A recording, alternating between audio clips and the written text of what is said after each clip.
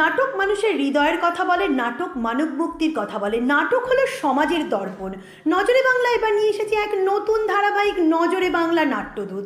প্রতি সপ্তাহের মঙ্গল ও শুক্রবার ঠিক সন্ধ্যে 7টায় আপনারা দেখতে পাবেন নাট্যদূতদের, যে দূতেরা নাটকের মধ্যে দিয়ে সমাজ গঠন করে, সামাজিক অবক্ষয়, কুসংস্কার, বিবিধ সমস্যা সকলের সামনে তুলে ধরেন এই দূতেরা। আজ আমরা হাজির হয়েছি এমনই এক নাট্যদূতকে নিয়ে নজরে বাংলা নাট্যদূত অনুষ্ঠানে। হবে আড্ডা, গল্প, কথা এবং তাদের প্রযোজনা নিয়ে। দেখতে হলে আমাদের ইউটিউব চ্যানেল নজরে বাংলা সাবস্ক্রাইব করুন, বেল আইকনে চাপ দিন, কমেন্টস করে আপনাদের মতামত জানান, আর সঙ্গে ফলো করুন ফেসবুক পেজ, দেখুন ওয়েব পোর্টাল www.nojore-bangla.com। নাটকের শহর গোবরডাঙ্গা, আর এই গোবরডাঙ্গার অন্যতম এক নাট্যদল বাবুপাড়া আত্মযোগ। আমি চলে যাই সরাসরি দলের সম্পাদকের কাছে। আমরা জানতে চাইছি এই যে বাবুপাড়া আত্মযোগ কবে প্রতিষ্ঠা হয়? নভেম্বরের 11 তারিখ বাবুপাড়া আত্মযোগ ভূমিষ্ঠ হয়। আস্তে আস্তে সেই ভূমিষ্ঠ হওয়া শিশুটি ধীরে ধীরে চলতে শিখে দাঁড়াতে পারছে আর কি। এরকম একটা জায়গায় আমরা রয়েছি, দাঁড়িয়ে টুকটুক করে হাঁটছি। আমরা দীর্ঘদিন ধরেই গোবরডাঙ্গার নাট্যচর্চার সঙ্গে আমরা যুক্ত। আমরা মূলত কাজ করছি বাচ্চা বড় সকলকে নিয়ে কাজ করা হচ্ছে। আমাদের সঙ্গে রয়েছে আমাদের দলের পরিচালক এবং উনি প্রেসিডেন্টও দলের।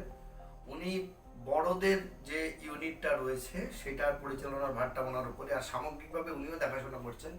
ছোটদের দিকটা আমি দেখছি আমার সঙ্গে সলিল দত্ত আছেন, জয়ন্ত মুখার্জি আছে, এরা আমরা দেখাশোনা করছি। আমরা এর মধ্যে অনেকগুলো কাজই টুকটুক করে করতে শুরু করেছি। আমাদের একটা নাট্যোৎসব হয়ে গেছিল গত বছর করি। মূলত আমাদের কাজটা শুরু হয়েছিল কিছু কলোনিয়াল এলাকার বাচ্চা ছেলে মেয়ে যারা ছোট, তাদেরকে, যাদের মধ্যে সংস্কৃতির প্রচারটা দরকার, এবং নাটক তো একটা বিশাল মাধ্যম, যে মাধ্যমটার মাধ্যমে যে এই শিশুগুলোকে যদি আমরা সংস্কৃতির আওতায় আনতে পারি, এমনি কলোনিয়াল এলাকার পরিবেশটা একটু অন্যরকম, তাহলে এই যে একটা সুস্থ জীবনে তারা তৈরি হতে পারে বা সুস্থ জীবন তাদের তৈরি, এটা মূলত আমাদের ভাব। পড়া যারা এই সংস্কৃতির ছোঁয়া থেকে, যারা কৃষ্টির ছোঁয়া থেকে অনেকটাই দূরে রয়েছে, তাদেরকে নিয়েই এগিয়ে চলেছে বাবুপাড়া আত্মযোগ। আমি এবার একটু দলের নির্দেশকের কাছে যাব। তাপসদার থেকে আমরা জানতে চাইবো যে এখন এই মুহূর্তে কি প্রোডাকশন চলছে। বড়দের তো আগেই ছিল তুলসী লাইরির দেবী নাটকটা, ওটা তো আমাদের গত বছর আমরা করেছি। এই মুহূর্তে আমরা প্রস্তুতির পথে আছে ব্রজ সংবাদ, আর ছোটদের নাটক ধরা হয়েছে রোগী, আমাদের তিলক মুখোপাধ্যায়েরই লেখা এবং উনিই পরিচালনা করবেন। রোগী মোহিত চট্টোপাধ্যায় বিধাতা পুরুষ ধরা হয়েছে। এছাড়া আমাদের একটা ড্যান্স ড্রামা অলরেডি তৈরি হয়ে গেছে, সেটা হচ্ছে মহিষাসুরমর্দিনী, যেটা নির্দেশনায় আছে আলপনা দাস।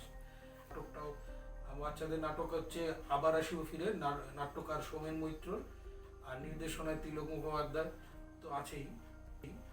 এইগুলো কাজ এই মুহূর্তে চলছে। 30 বছর এই গ্রুপটা হয়তো সাম্প্রতিক তৈরি হয়েছে, কিন্তু নাট্যচর্চা আমরা আছি প্রায় 40 বছর। আর একটু কিছু জেনে নেব যে এই যে নাটক করতে গিয়ে প্রায় 40 বছরের একটা অভিজ্ঞতা, তো এর মধ্যে অনেকটা তিক্ত অভিজ্ঞতাও তৈরি হয় এবং অনেকটা হচ্ছে মজার অভিজ্ঞতাও তৈরি হয়। তো এইরকম যদি একটা মজার অভিজ্ঞতা তিলকদা তুমি আমাদের সাথে শেয়ার করো। মজার অভিজ্ঞতা অ্যাকচুয়ালি এতগুলো 17টা 18টা বাচ্চা নিয়ে আবার আসিব ফিরে নাটকটা হচ্ছে। সবাইকার একটা শো ছিল, ওখানে একটি মানে অভিনয় চলছে, যে কোনো কারণে এটা তো হয়, অনেক সময় কেউ কোনোটা মিস করে যায় বা করে না, সেইটা হয়েছে, আরেকজন ভালো ওভারকাম করে গেছে সেইটা নিয়ে পরবর্তীতে মানে নাটকটি শেষ হওয়ার পরেই এই ভুল করেছে, এই তুই কেন করলি না, তখন ওখান থেকে যে ছেলেটি মেকআপ দিয়েছে সে বলছে কোনো ব্যাপার না, আমি তো ঠিক করে দিয়েছি। এটাই হচ্ছে পরম প্রাপ্তি, একদম মানে ইনস্ট্যান্ট যে ব্যাপারটা, সেটা কিন্তু ওদের মধ্যে যে এইটুকু সময়ের মধ্যে যে ওরা বুঝতে পেরেছে বা তৈরি করতে পেরেছে। আর সব থেকে বড় কথা ডিসিপ্লিনটা। আর এখন যে ইলেকট্রনিক্স মিডিয়ার যুগে যেটা সব থেকে বড় সমস্যা, সেটা হচ্ছে যে সবাই তো মোবাইল মুখী হয়ে গেছে, ছোট বড়, তাদের সেইখান থেকে যদি চিন্তন মননটা আমরা বার করে এনে আমাদের সাংস্কৃতিক জগতের সঙ্গে এনে তাদেরকে যদি একটু সুস্থভাবে বাঁচতে শেখাই আমরা, এটাই কিন্তু আমাদের বড় পাওনা হবে। সেই চেষ্টাই আমরা করে যাচ্ছি। যাব দলের নির্দেশকের কাছে, সাথে কি ধরনের ভাবনা ভাবছো সেটা যদি আমাদেরকে একটু বলে। দেখো, ভবিষ্যতের ভাবনা বলতে কিন্তু এরা যদি এই জায়গা থেকে আস্তে আস্তে নিজেকে তৈরি করে প্রফেশনালি যেতে চায়, আমরা যতটা পারবো ততটা এদের এগিয়ে দিতে চেষ্টা করব। এরা বহু ব্যক্তিত্ব আছে যারা আছে, যতটা তাদের সান্নিধ্য পেয়েছি, যতটা আমরা শিখতে পেরেছি, তার সবটুকুই এদের মধ্যে উজাড় করে দেওয়ার আমরা চেষ্টা করি। এই ফলে যে অনেকেই ভাবে একটা দেখবে চিন্তা ভাবনা আছে, নাটক করে ও করে কি হবে, এই চিন্তাধারাটাকে যদি যেদিন পাল্টাতে পারবো, ভাববো যে হ্যাঁ কিছু করতে পেরেছি, এদের জন্য কিছু করতে পেরেছি। এবারে যদি এই জায়গা থেকে দাঁড়াতে পারে, সেটাই আমাদের সবচেয়ে বড় পাওনা হবে এবং আমাদের সবচেয়ে বড় সাফল্য হবে। কারণ অমুকের দল এটা দরকার নেই, দরকারটা বাবুপাড়া আত্মজ। কালকে আমি নাও থাকতে পারি, কিন্তু বাবুপাড়া আত্মজ থেকে যাবে। কিন্তু এমন অনেক দল আছে আমরা জানি যে যাদের অমুকের দলের থেকে মানুষটা বড়, ব্যক্তিটা বড় হয়ে গেছে।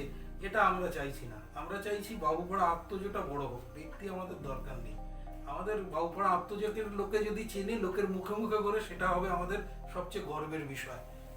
যে কোনো একটা নাটকের নামাকুলিতে 5-6 দিন আগে ধরে ছিল, তো সব হুঁশিয়ার হইল, দিন থাকতে থাকতে সব ঘরে তুলছে।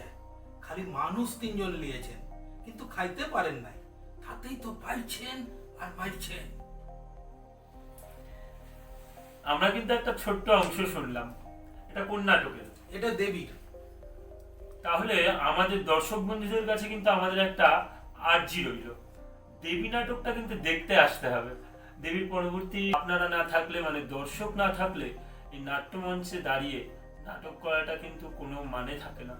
আমরা মানে নাট্য মঞ্চে যারা থাকেন তারা চায় সামনের দর্শক, তাদের কাছে একটাই আশা, একটাই আবেদন, আপনারা আসুন, নাটক দেখুন, সুস্থ সমাজ গড়ে তুলুন। পূর্ব দিকে পশ্চিমবঙ্গে, বাংলায় রাজধানী কলকাতায়, এখানে ছিল ভারতের বিখ্যাত নদী গঙ্গা। এখানকার মানুষ এই বাংলা ভাষায় কথা বলতো, এটাই ছিল পৃথিবীর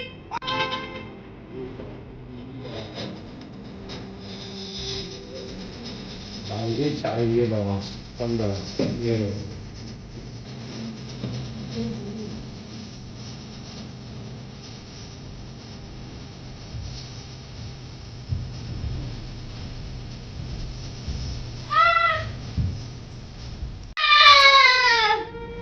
বন্যা, ভূমিকম্প, দাবানল, ধস, ঝড়,